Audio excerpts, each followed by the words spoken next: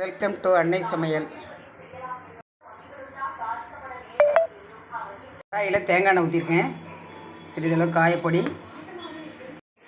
கடுகு, உளுந்தம்பருப்பு, வத்தல் 3 வத்தல், சிறிதளவு போடும்போது ஒரு டம்ளர் அரிசியை ஊற வச்சு அரைச்சி எடுத்து வச்சுருக்கேன்.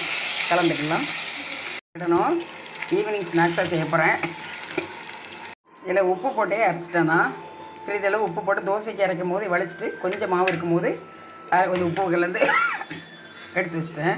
இதில் கடலைப்பருப்பு, வேர்க்கடலைப்பருப்பு எதுனாலும் போட்டுக்கலாம். ஆனால் அது வேண்டாம்னு வச்சிட்டேன். ஏகப்பட்ட வீடியோ போட்டிருக்கேன். இது ஒரு விதமான கொழுக்கட்டை. இந்த மாதிரி கிண்டியாச்சு. எடுத்து வச்சிடலாம். எடுத்து கொஞ்சம் ஆற விட்டு பசையணும். தண்ணி ஊற்றி வச்சுருக்கேன். நல்லா இதிலே இப்போ பாதி அளவு வெந்துடும், 3/4 வெந்துடும். சூடாக இருக்குது பாருங்கள்.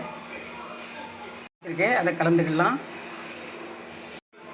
தேங்காய் போட்டு நல்லா கிளறி விட்டாச்சு. இதை கொஞ்சம் ஆற விட்டு பிடிச்சி காட்டுறேன். இது நல்லா அழுத்தி நம்ம கையிட்டு நல்லா பசையணும். சூடாக இருக்குது பாருங்கள். கொழுக்கட்டை வந்து பிடிச்சி வச்சிட்டேன் பாருங்கள். இப்போ இட்லி பாத்திரத்தில் வச்சுருவேன். இட்லி பாத்திரத்தில் வச்சுட்டு மூடி வச்சிடலாம்.